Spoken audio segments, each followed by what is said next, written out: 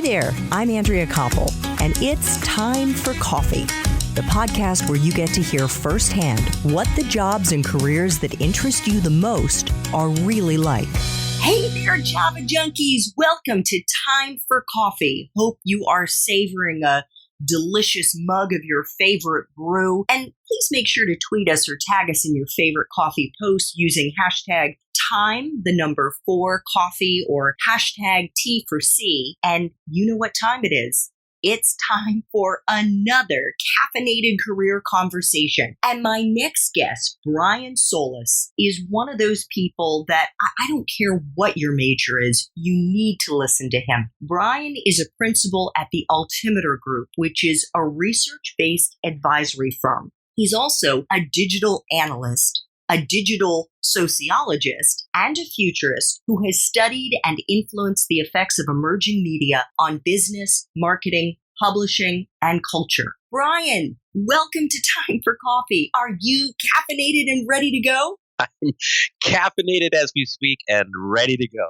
Fantastic. So, Brian, let's jump right into your job right now as a principal analyst and futurist and digital anthropologist at the Altimeter Group. What do you do? My main job is to study disruptive technology's impact on business and to reverse engineer those findings based on specific scenarios. So, for example, a lot of my work right now is studying how customers, people, you and me, make decisions about what it is that they're going to purchase in a variety of industries, whether that's travel, healthcare, beauty, automotive, because how we're making decisions is really different today than it used to be even just a few years ago. And then advising businesses in those industries how to better market, innovate, and essentially engage customers to be successful as behavior evolves and changes. To get there means that I have to understand the technology that has disrupted customer behavior. I then also, as a digital anthropologist, have to understand that behavior through all kinds of just traditional field work and observation and interviews and you name it, ethnography, mapping, etc., and bring all of those worlds together, technological and human, to help people that don't do what I do understand exactly what's happening in the world and then help them make decisions about how to be more innovative.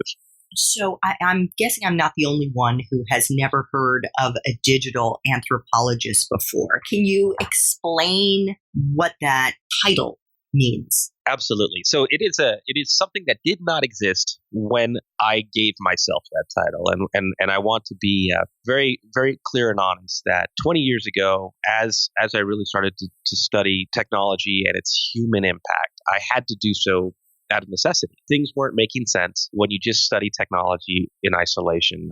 And for example, at the time, I was really studying how the world was and wasn't shifting from film photography to digital photography in the early 90s to understand how to accelerate the adoption of digital photography. So I really had to understand the human dynamics of the switch.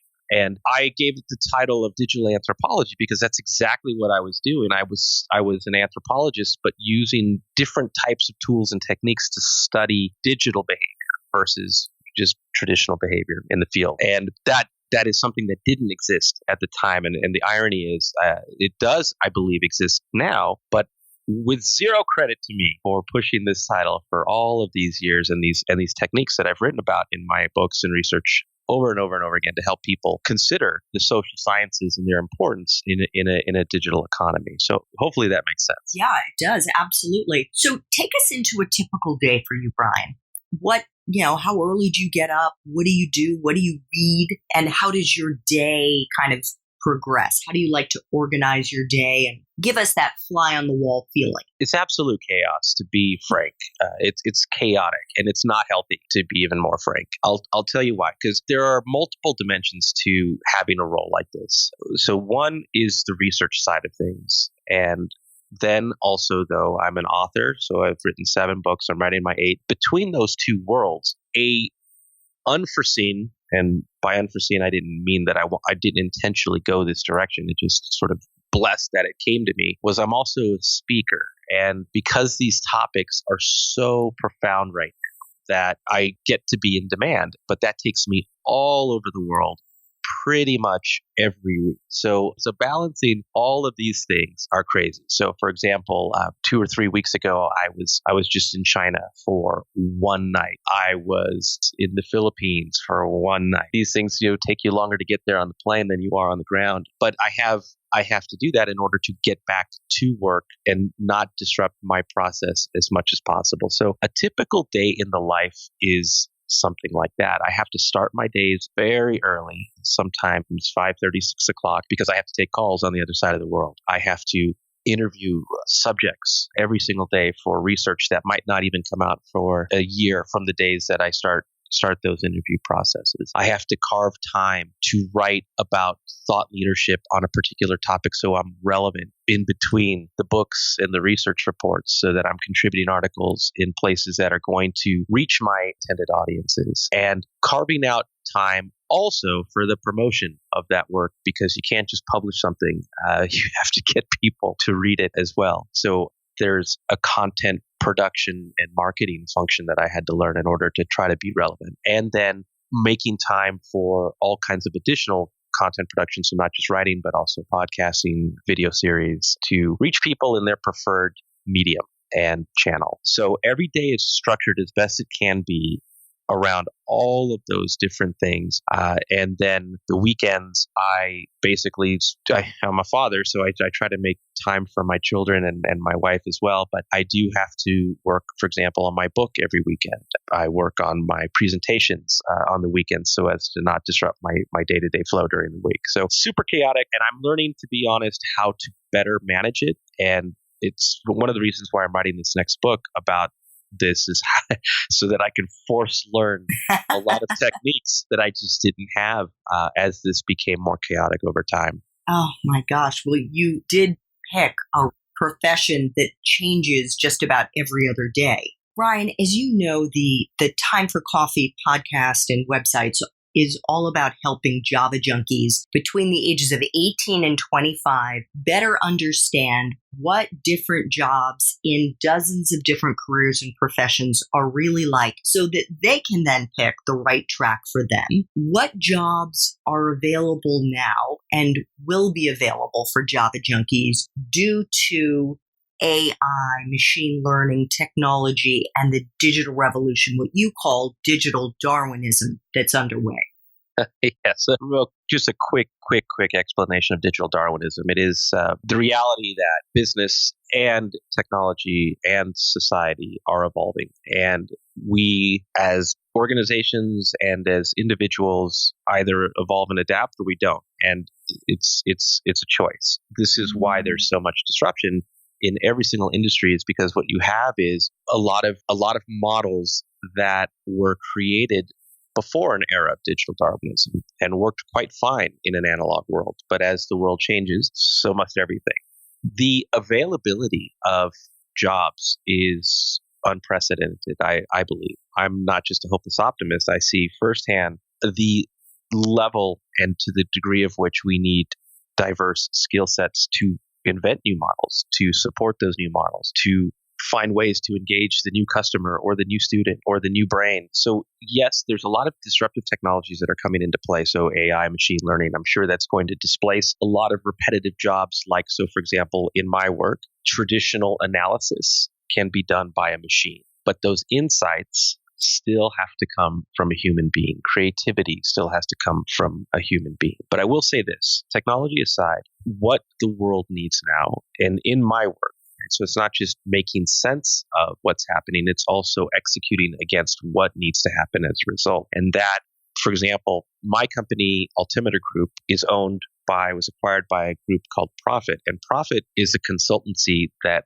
helps organizations adapt to these modern times in numerous ways. So whether that's digital transformation, so building out new models to be more digitally centered and more agile in these crazy times, or building out innovation capabilities to not just, say, for example, invest in research and development, but to literally be innovative, whether that's products or services or thinking or working. So their Profit, for example, is employed by consultants who become specialists in any one of these topics. And the amount of which we need people who are experts in these fields and also experts in helping people become more effective in how they work in, say, well, what is machine learning and how is that affecting our ability to understand how the consumer is changing and then use the same tools to more effectively automate that engagement and also make it feel more personal. We need people who can answer those types of questions.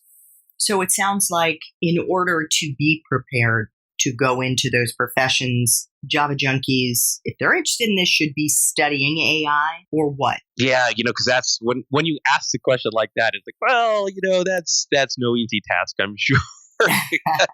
I don't know. I think it's really actually understanding that there's two things. One is, for example, consultants are needed now more than ever. And by consultants, I mean business consultants, not just technological consultants. So you don't have to be an expert in machine learning or artificial intelligence to help a business understand how to apply those tools to be more effective. What you do need to understand is that a business is being affected by those technologies. And then part of the consultant's role is to bring people in like me who are the technological experts. What we do need, though, what businesses really need is there are traditional consultants. I won't name the types of companies, but they've understood what it takes to help businesses do certain things, and it's called change management. It's been around for a really long time, and we have probably more than enough consultants in that line of thinking and work. What we don't have is this new generation of disruptive consultants who understand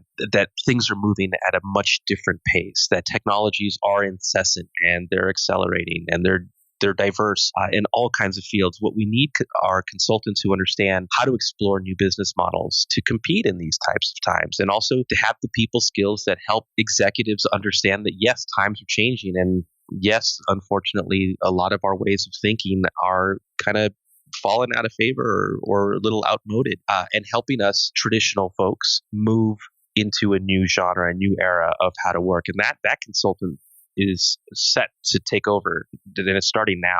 What about the jobs of the future? How can we identify and train for the jobs of the future, and what are they?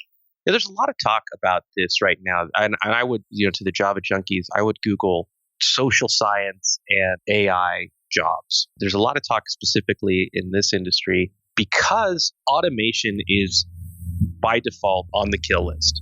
Anything that has repetitive tasks in any type of field is going to be essentially taken over by the robots. And that sounds scary, but really what it's going to do is it's going to create all kinds of new jobs. And this is already starting to take place. The machines need a manager, a human manager. They need to be programmed. They need to be used in ways that add value to other areas of work. And so this idea of creativity or psychology or philosophy, these are important skill sets that are actually going to help better train the machines, as strange as that sounds. What kind of jobs is that going to create? Well, so for example, I'm in the analysis world. I can have machines process data for me in ways that human beings I used to do. But does that make me irrelevant? No. And now I get to put machines to work in ways that then allow me to take that data and make some very informed decisions about how to change companies for the future. So it's really about elevating how you think about work. The types of jobs that are opening up around this are all Googleable. There's lists of all kinds of jobs that are coming as a result from all of these new technologies. And it's a matter of really finding one that fascinates you, because it's, as an optimist, but also a realist, there are more and more opportunities for people than there were yesterday.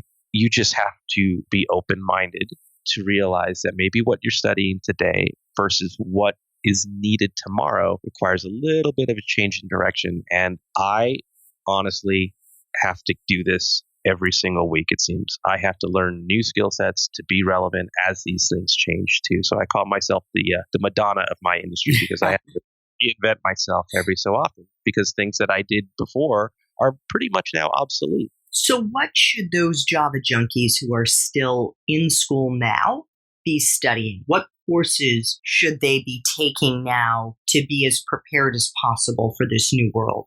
I would plug in the Google jobs of the future and maybe add a word that's related to a field that you're very interested in to just get an idea, just get some flavor of what's happening in your world right now. And that way it's not something that you're shocked about, and start reading the criteria of what it takes to support these types of jobs. There are job listings that exist now. There's people like me who postulate on what some of these jobs are going to be like and the skills that are necessary to support them. But I say to do this legwork because, one, it's fast and it's easy to open these doors to start seeing what it is that's happening right now. The other thing is just simple gap analysis, which is these jobs are interesting to me, and here's what they take to do those jobs. And then on the other side, like a Venn diagram of sorts, here's what I know and what I'm learning. And it's a matter of bridging those two gaps. And that's what I do personally. Highly recommend for anyone to do. Just for me, by the way, that answer, my gap analysis, was actually getting more into the liberal arts stuff that I kind of was doing already, but really understanding the psychology of change more and philosophizing on what are some potential solutions to be more innovative to close those gaps. So I actually went into more liberal arts, and this is where I'm spending a lot of my time right now. So give us an example of a job of the future that might surprise us. Well, I'll tell you a personal story. This is a CEO of, so I'll kind of answer it in two parts. He's the CEO of a global automotive brand. And we were having just a candid conversation about AI and machine learning. And I had asked him, how are you preparing your factory force for AI and automation? I'm sure that a lot of jobs are going to be eliminated. And, he kind of took a deep breath. You could tell that this had an emotional weight on him, and it's something he had thought about quite a bit. We got to the answer, of which I can't share because it's a competitive advantage, but he did share the story of his daughter, who's a radiologist, and he said that she's gone back to school. She's a successful radiologist, but she's gone back to school because it's on the front line of elimination for AI and machine learning. That radiology is just something it's going to be taken over by the robots, and it's already starting to happen. And so she had to go back to school to figure out what she wanted to be that was a little bit more, let's just say, future-proof in the medical industry. So with that, it's one of the surprising things that I had learned of a job of the future that's here is almost, what would you call it, like a robot trainer. Somebody has to program how machines behave. They have to program what you want the machines to do. And then they have to program what to do with what machines do in order to feed it into other aspects of the business. And I've gotten a chance to recently meet some of these robot trainers. And the things that they do are fascinating. For example, like they're teaching cars how to drive by themselves. Another interesting job was a robot anthropologist that I thought was fascinating. In the autonomous car example, if a car is coming at you, let's say as a pedestrian, and you're walking across the street, and the laws in most states are you have to yield to the pedestrian. If you see a car with no driver, how do you know the car sees you? And robot anthropologists are studying scenarios just like this to help cars give visual cues, like maybe flash the light at you, to automatically understand that you have to be a bit more human in your machinery to give that cue to another human being that, yes, I see you and I'm not going to run over you. Isn't that interesting? It's so interesting. Brian, you've coined the expression Generation C. And by C, you mean, is it consumers, customers, both? Connected. Connected. Oh, Generation C is connected. Is it an age or a mindset or both? Well, yeah. So be honest, I didn't coin Generation C. There's a lot of interpretations of it, but I did give it the whole connected meme. And that is, as a result of my research over this is actually the digital anthropology side of my work. I had noticed that when you are living a connected lifestyle. So let's just say you have a smartphone, you're on Facebook, you take Ubers, you order your food through an app. You start to exhibit similar behaviors regardless of age. So you might make decisions similarly if you're 25, 45, 65. And it's definitely a lifestyle. It's a mindset.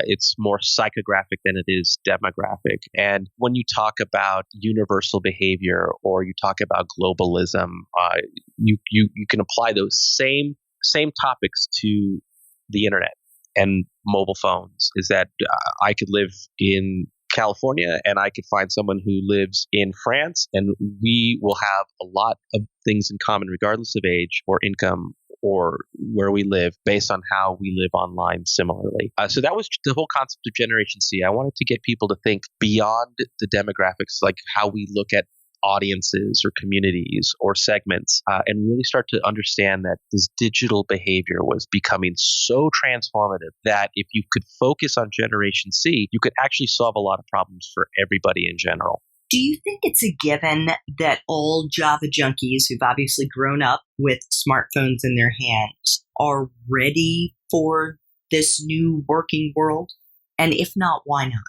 I'll tell you a story that I promise is absolutely relevant, but it might not seem so initially. I spent the last year studying for a global beauty brand the effects of phones and apps like Instagram and Facetune, the effects of those things on how a woman of all age groups feels about beauty, and then also how it affects things like self-esteem.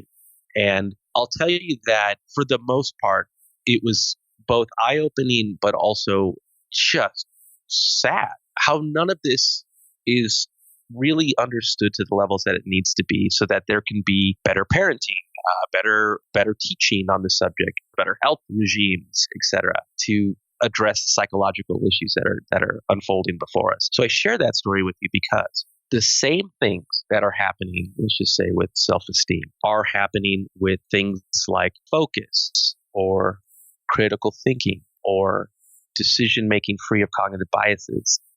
I could name a list of things all day long of how these things are affecting our work ethic, our creativity. So in my research on the beauty industry, for example, I found certain people who had become so self-aware of what was happening that they made intentional choices to reduce their their relationship with technology, that they were more mindful of why they use these devices, and so that they could be more intentionally productive. Because technology has a benefit, but also there's a dark side of it. And that dark side is not anything that anybody teaches us. That it's called neuroplasticity, that the more that you use, let's say, Snapchat, the more that you allow yourself to be distracted by notifications, you're literally reprogramming your brain to operate more effectively in those types of scenarios. But if you then come to work with me in an analytical function, you're going to fail because your brain can't focus in another way unless you train it to do so. So it's a long answer of which I recommend to all Java junkies is to evaluate their relationship or the role of technology in their lives and their relationship as it exists today. And then ultimately the jobs that they're going to seek and what those jobs demand. Because I could tell you that in more cases than not, our relationship with technologies is going to hurt or set you back before it pushes you forward if we leave these things unaddressed. And it sounds like what you're saying is a lot of it has to do with the inability of many Java junkies to focus due to all the distractions that are out there with technology. Oh, absolutely. One of the things that I studied, so ironically, I wrote a book about how to design meaningful experiences in a digital economy. And the irony was writing a book about it and realizing that if I asked a Java junkie to read a book, say, like, so for example, I studied high school teenagers and how they use textbooks in their homework. And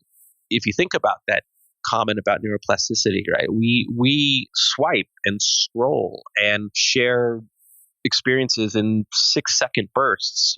So we're learning how to communicate differently. We're learning how to feel differently. And if I put a book in front of you and ask you to study it, you're going to bring that mindset to the book. So you're bringing a digital mindset to an analog application. And so what I wanted to do was understand how to reinvent the book to be more familiar and intuitive to that digital mindset on paper. So one of the things that I'd studied several years ago was how long could a high school teenager focus on a textbook before reaching for a digital distraction? And this is now, I think, about 5 years ago. That number was 6 minutes. So a high school teenager focused for 6 minutes before reaching for a distraction.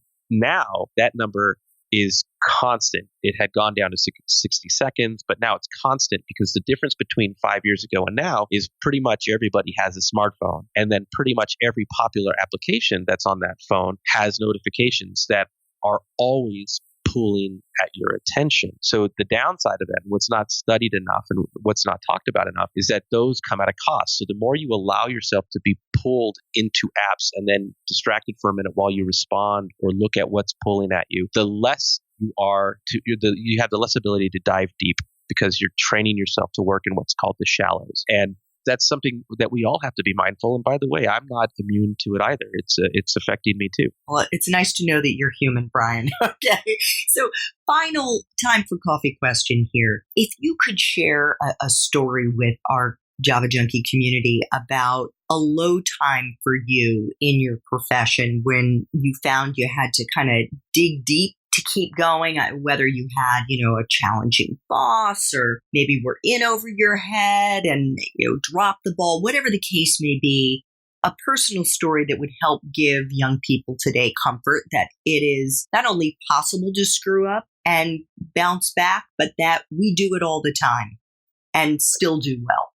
My goodness. I could tell you, I've had that story many, many, many, many times in my career. I've made mistakes. I've failed. I think it's part of character building. And also, living in Silicon Valley, you have to fail. That means if you're not failing, it means you're trying new things and you're not pushing new boundaries. But I'm going to share two with you, and they're quick, but they're recent, so that I want you to hear something different, because I'm sure you can hear all of the normal stories of where we fall down in the past. One was I grew up pretty quickly in the digital world. I went from working in these new directions to becoming, I'm going to use this word to be brutally honest, to becoming famous in this digital world, because that was so early. And my work I didn't have any competitors. And I was talking about the things that people needed to hear. And so that came with a lot of fame overnight. And I wasn't prepared for that. No one teaches you what it's like to have that notoriety so quickly, and then to try to navigate what comes with it and all of the choices you make as a result. And in my world, it was digitally famous. A lot of big audiences that would translate into real world audiences. And I made all the wrong decisions. I would say that I even became in some way, shape, or form morally corrupt along the way, just because you're blinded and showered with all kinds of things that are not normal. And I see that playing out with social media today, that a lot of people, kids, young adults, and adults in general, Generation C across the board, are having the same type of reaction to all of the followers that they have online. And they start to create these behaviors that engage those followers, and that it gives us this sort of sense of micro-celebrity. And I fear that everyone is going to start making the same morally corrupt decisions based on that fame, rather than what true engagement means, is how to build communities together. And then the second thing that I'm going through where I failed and learned is I spent the last year trying to write a book proposal for what I wanted my next book to be. And analytically, I was mentally okay, but creatively, I was struggling. And I'm a creative person. I grew up playing guitar and exploring all forms of art. And it was just frustrating that I couldn't create this proposal to be something that was so compelling and approachable. And after some soul searching and what we were talking about here earlier, is I was learning that I couldn't focus the way I used to, that I was succumbing to a lot of these digital distractions, and it was affecting my work. And I think about then, beyond just that book proposal, I thought about research report edits, how deeply and extensive those edits were. I look at some of the articles about whether I could express a concept simply, and the types of edits that were necessary to get those things out the door. And I realized, wow, I hadn't even noticed right under my nose that I was suffering and producing less quality work than I needed to keep up and to still be relevant. And so that's what led to this next book. I had to learn, and I have to still learn, everything necessary to take control of my personal relationship with technology and retrain my brain how to do things that used to come so natural to me but are gone. Oh, Brian, thank you so much for sharing real-time examples of how you're digging deep and trying to address some of the challenges that you're facing in your own life today. And for our Java Junkies to learn more from Brian and the deep thinking that he does in the field of disruptive technology, you should check out his blog at briansolis.com. And you can get his latest book, not the one that he's working on now, but the one that came out a little while ago, entitled X, The Experience When Business Meets Design. Brian Solis, thank you so much for making time for coffee with me and the Java Junkie community today. I really enjoyed this conversation, and knowing how busy you are, that you made the time means that much more. Thank you so much. I really enjoyed the ability to share it with you, but also just to remind myself why I'm doing this. Thanks so much for listening to Time for Coffee, where the professionals in the jobs that most interest you always have time to grab coffee 24/7, no matter where you live. I have one quick favor to ask you. Remember to rate, review, and subscribe to Time for Coffee. Thanks so much.